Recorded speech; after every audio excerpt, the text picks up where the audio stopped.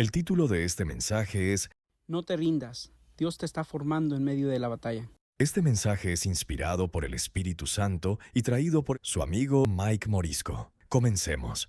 Pelea la buena batalla de la fe. La vida cristiana no es un paseo, sino una batalla espiritual.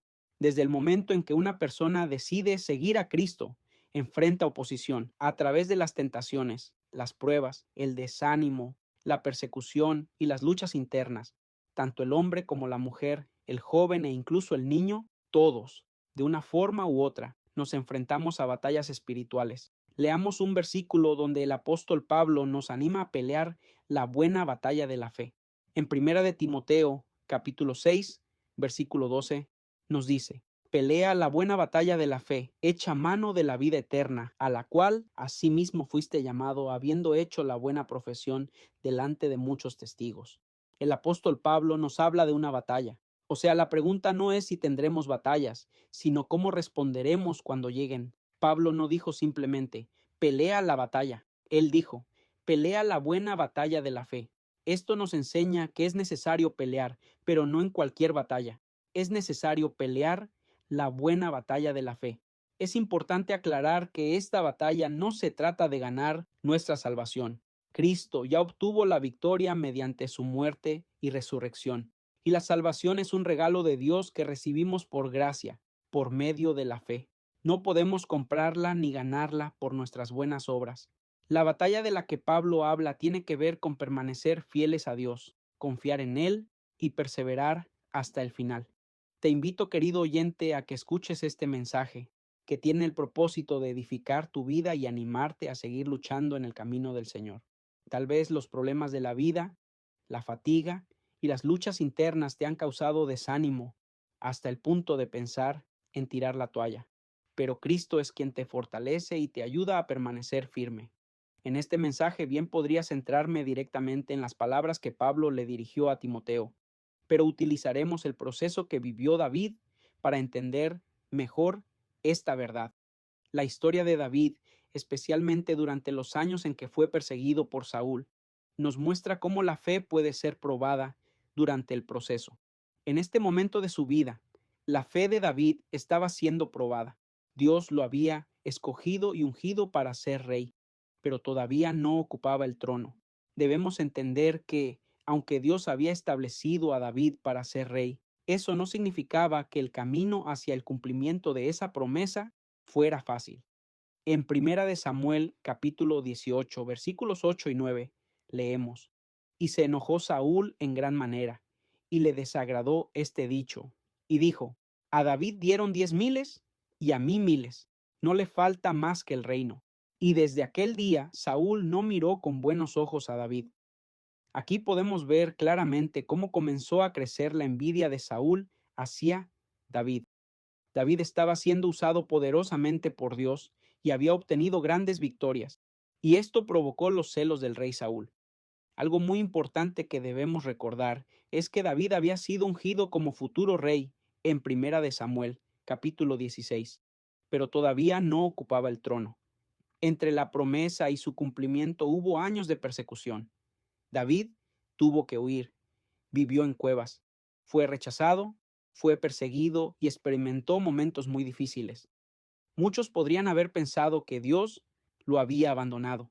Imagínense esto: David había sido ungido para ser rey de Israel, pero estaba huyendo de un hombre que ocupaba el trono que algún día sería suyo. Qué situación tan difícil, pero Dios estaba formando a un rey. Muchas veces Dios permite que atravesemos temporadas de pruebas, no porque haya olvidado sus promesas, sino porque en medio de esas circunstancias, Él puede formar nuestro carácter y enseñarnos a depender de Él. En ocasiones creemos que, por tener a Dios, nunca tendremos problemas, pero la Biblia nunca nos promete una vida sin dificultades. Y muchas veces preguntamos: Señor, ¿por qué estoy pasando por esto? Aunque no siempre tendremos una respuesta inmediata, sí podemos preguntarnos: Señor, ¿qué quieres enseñarme en medio de este proceso? Esto lo podemos ver claramente en Santiago, capítulo 1, versículos 2 al 4. Hermanos míos, tened por sumo gozo cuando os halléis en diversas pruebas, sabiendo que la prueba de vuestra fe produce paciencia. Mas tenga la paciencia su obra completa, para que seáis perfectos y cabales, sin que os falte cosa alguna. Cuando decides pelear la buena batalla de la fe, estás decidiendo no rendirte. Y hay ocasiones en las que esperar en Dios también es una forma de pelear. Lo vuelvo a repetir, en ocasiones cuando decides no tomar el camino equivocado y decides esperar en Dios, estás peleando la buena batalla de la fe. David tuvo varias oportunidades de matar a Saúl. Una de ellas la encontramos en Primera de Samuel, capítulo 24, versículos 4 al 6, nos dice: Entonces los hombres de David le dijeron: He aquí el día de que te dijo el Señor, he aquí que entrego a tu enemigo en tu mano, y harás con él como te pareciere. Y se levantó David, y calladamente cortó la orilla del manto de Saúl. Después de esto se turbó el corazón de David, porque había cortado la orilla del manto de Saúl, y dijo a sus hombres: Dios me guarde de hacer tal cosa contra mi señor, el ungido de Dios, que yo extienda mi mano contra él, porque es el ungido del Señor. Sus hombres le dijeron, en otras palabras: Ahora sí, Dios te entregó a tu enemigo. Pero David entendió algo muy importante. No toda oportunidad que se presenta delante de nosotros significa que debemos tomarla. David pudo haber interpretado aquella circunstancia como una oportunidad para eliminar a Saúl y tomar el reino, pero David decidió no hacerlo. Él entendió que no debía tomar por su propia mano aquello que Dios había prometido darle su tiempo. David peleó una batalla mucho más difícil que la de enfrentarse a un enemigo externo. David tuvo que luchar contra su enojo, contra el deseo de venganza, contra la desesperación y contra la impaciencia. La batalla también era interior. La palabra de Dios dice en Gálatas, capítulo 5, versículos 16 y 17.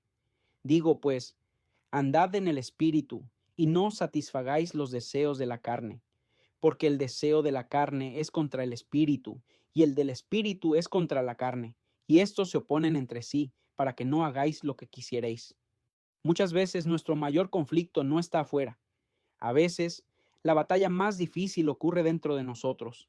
No se trata solamente de la persona que nos hace mal, sino de cómo respondemos nosotros ante lo que esa persona nos hace. Se trata de que sobre toda cosa guardada debemos guardar nuestro corazón. Imaginen esto. David pudo haber pensado: si tengo la oportunidad de matar al rey Saúl, entonces seguramente Dios quiere que lo haga. Pero David no pensó así. Él sabía que Saúl era el rey ungido por Dios y que no le correspondía tomar el reino por su propia mano. También pudo haber pensado: esta es mi oportunidad para recibir la promesa de Dios. Pero aún así decidió esperar. Su batalla era interior, porque la verdadera fe confía en el tiempo de Dios. David pudo haber tomado el reino por la fuerza, pero decidió esperar, porque esperar en Dios también es una forma de pelear la buena batalla de la fe. Esperar cuando todos dicen: ríndete, no vale la pena, Dios te olvidó. Hazlo, Dios te está dando la oportunidad. Pero la fe responde: en Dios está puesta mi confianza. Muchas veces, cuando estamos enfrentando un conflicto con otra persona, puede ser un amigo, un enemigo o incluso alguien de nuestra propia familia, podemos encontrarnos en medio de una situación intensa. Comienzan las palabras hirientes, comienzan los argumentos, comenzamos a sentirnos atacados o cuestionados. Y es allí donde debemos aprender a discernir. No todos los conflictos son necesariamente una batalla espiritual, pero como cristianos debemos entender que existe una realidad espiritual y que nuestra lucha no debe convertirse en una guerra contra las personas. Esto podemos entenderlo a través de un momento en la vida de Jesús. En Mateo, capítulo 16, cuando Jesús anunció a sus discípulos que debía ir a Jerusalén, padecer y morir, Pedro comenzó a decirle a Jesús que tuviera compasión de sí mismo. Entonces Jesús le respondió: Quítate de delante de mí, Satanás. Me eres tropiezo porque no pones la mira en las cosas de Dios, sino en las de los hombres. Jesús no estaba diciendo que Pedro fuera literalmente Satanás. Jesús le responde a Pedro: Apártate de mí, Satanás. En este momento no lo vemos diciendo Pedro, sino que reprende a Satanás en ese momento. el cual quería que Jesús se retractara de tomar la decisión de padecer en la cruz. Asimismo, podemos pasar por un momento en que nos encontramos en una batalla espiritual con una persona.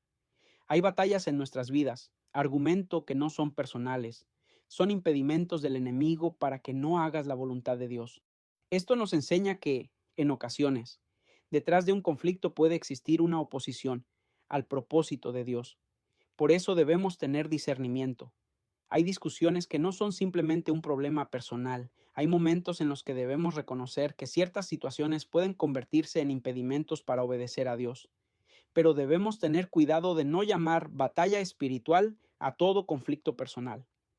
Nuestra respuesta siempre debe estar guiada por la palabra de Dios. Esto es algo que David entendió. Él sabía que Dios estaba con él durante todo su proceso. Sabía que la promesa venía de Dios y que su cumplimiento también dependería de Dios. Por eso, cuando David enfrentó a Goliat, declaró en 1 de Samuel 17:47: Y sabrá toda esta congregación que el Señor nos salva con espada y con lanza, porque de Dios es la batalla, y Él los entregará en nuestras manos. La batalla es del Señor. Esto no significa que nosotros no tengamos responsabilidad. David tuvo que enfrentarse a Goliat. David tuvo que tomar su onda. David tuvo que lanzar la piedra. Pero David sabía que la victoria no dependía de su propia fuerza. La victoria pertenecía al Señor. Lo mismo sucede con nosotros. Efesios capítulo 6, versículo 12 dice: porque no tenemos lucha contra sangre y carne, sino contra principados, contra potestades, contra los gobernadores de las tinieblas de este siglo, contra huestes espirituales de maldad en las regiones celestes. Nuestro enemigo no son las personas, nuestra lucha es espiritual. Por eso necesitamos fortalecernos a través de la oración, el ayuno y la palabra de Dios. Necesitamos vestirnos con toda la armadura de Dios. Efesios 6:13 dice: por tanto, tomad toda la armadura de Dios, para que podáis resistir en el día malo, y habiendo acabado todo, estar firmes. Porque al final del día, Dios honra la perseverancia de aquellos que permanecen fieles a Él, después de años huyendo, después de dormir en cuevas, después de tantas lágrimas. Finalmente llegó el día. En 2 de Samuel capítulo 5, versículo 3, finalmente lo ungieron como rey de Israel. La promesa se cumplió, no porque David fuera perfecto, sino porque, a pesar de sus errores y de sus dificultades, continuó caminando con Dios. El apóstol Pablo también habló de perseverar hasta el final. Él también terminó peleando y al final de su vida escribió: he peleado la buena batalla, he acabado la carrera, he guardado la fe, por lo demás me está guardada la corona de justicia. Segunda de Timoteo capítulo 4, versículos 7 y 8. Pablo no dijo: he tenido una vida fácil. Dijo: he guardado la fe. Ese debe ser también nuestro objetivo. Ahora hazte esta pregunta: ¿cómo peleamos hoy la buena batalla de la fe? Aquí te comparto 5 puntos breves para que los guardes en tu corazón. Estos puntos no son simplemente ideas humanas, están basados en principios de la palabra de Dios. Punto número 1. Permaneciendo en la palabra. En Josué, capítulo 1, versículo 8, dice: nunca se apartará de tu boca este libro de la ley, sino que de día y de noche meditarás en él, para que guardes y hagas conforme a todo lo que en él está escrito. Porque entonces harás prosperar tu camino, y todo te saldrá bien. Si quieres pelear la buena batalla de la fe, necesitas conocer la palabra de Dios. La palabra te enseña quién es Dios. La palabra te muestra cómo vivir. La palabra te corrige. La palabra te fortalece. Y cuando llegan las pruebas, necesitas saber qué dice Dios, no lo que dicen tus emociones. Número 2. Orando sin desmayar. Dice la palabra de Dios en 1 de Tesalonicenses 5:17. Orad sin cesar. ¿A qué se refiere la palabra de Dios cuando dice orad sin cesar? Significa que debemos mantener una vida constante de oración y comunión con Dios. Al despertarte, ora. Al irte a descansar, ora. Al viajar, ora. Al regresar de tu viaje, ora. Cuando tengas planes, ora antes de llevarlos a cabo. ¿Por qué? porque debemos aprender a entregar nuestros planes a Dios y buscar su dirección. La oración no es religiosismo, la oración es comunión con Dios. No significa que debamos pasar cada segundo pronunciando palabras de oración, sino que debemos vivir con un corazón constantemente conectado con Dios, buscando su voluntad y dependiendo de Él. Punto número 3. Resistiendo al diablo. Santiago capítulo 4 versículo 7 dice: resistid al diablo y huirá de vosotros. Mira el orden. Primero, someteos a Dios. Después, resistid al diablo. No podemos pretender resistir al enemigo mientras vivimos lejos de Dios. Nuestra primera responsabilidad es someternos al Señor. Cuando caminamos en obediencia a Dios y resistimos las tentaciones del enemigo, podemos permanecer firmes en la fe. Punto número 4. No dejes de congregarte. Hebreos capítulo 10, versículos 23 al 25. Dice: mantengamos firme, sin fluctuar, la profesión de nuestra esperanza, porque fiel es el que prometió. Y considerémonos unos a otros para estimularnos al amor y a las buenas obras, no dejando de congregarnos como algunos tienen por costumbre, sino exhortándonos, y tanto más, cuanto veis que aquel día se acerca. Este pasaje nos enseña algo muy importante. La vida cristiana no fue diseñada para vivirse en aislamiento. Dios nos llama a caminar en comunión con otros creyentes. Por eso, el escritor de Hebreos dice: no dejando de congregarnos, como algunos tienen por costumbre. Esto significa que no debemos abandonar la comunión con el cuerpo de Cristo simplemente por pereza, comodidad, desánimo o por dejar que nuestros sentimientos gobiernen nuestra vida espiritual. Pero quiero aclarar algo. No dejar de congregarnos no significa que una persona nunca pueda salir de una congregación específica. Hay situaciones en las que una persona puede tener que cambiar de congregación por diferentes razones. Puede haber circunstancias familiares, un cambio de ciudad, problemas doctrinales o situaciones que requieran tomar una decisión con sabiduría y discernimiento. Sin embargo, una cosa es salir de una congregación específica y otra muy diferente es abandonar la comunión con el cuerpo de Cristo. La Biblia nos enseña que debemos seguir congregándonos, seguir buscando a Dios y seguir caminando junto a otros creyentes. Pero ahora quiero que observemos algo que muchas veces pasamos por alto. Antes de decir no dejando de congregarnos, el versículo 24 dice: y considerémonos unos a otros para estimularnos al amor y a las buenas obras. ¿Se dan cuenta?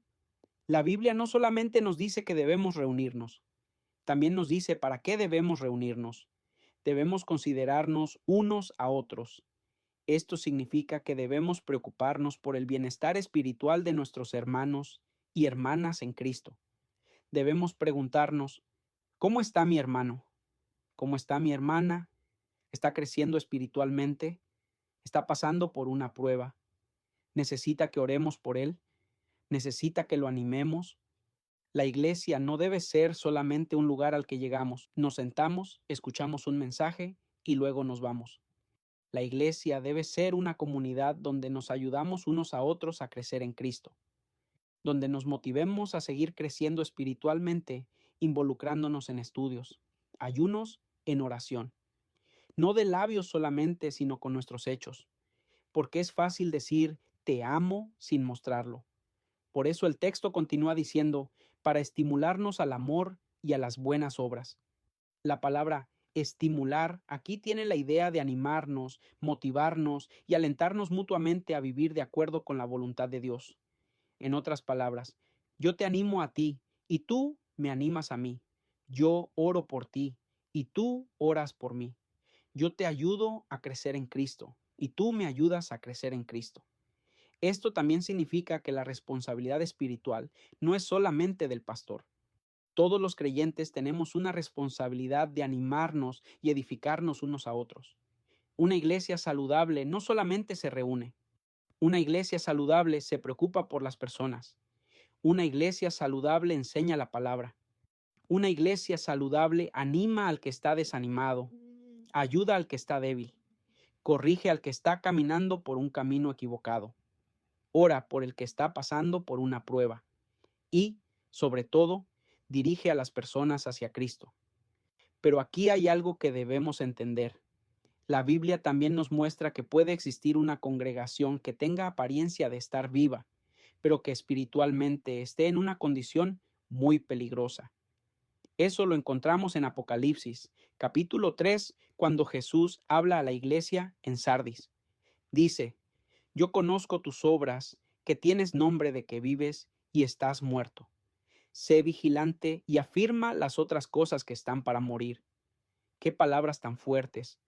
La iglesia en Sardis tenía el nombre de que estaba viva, pero Jesús dijo: estás muerta. Esto nos enseña que una iglesia puede tener actividad, reuniones y una apariencia exterior de vida, pero aún así necesita despertar espiritualmente.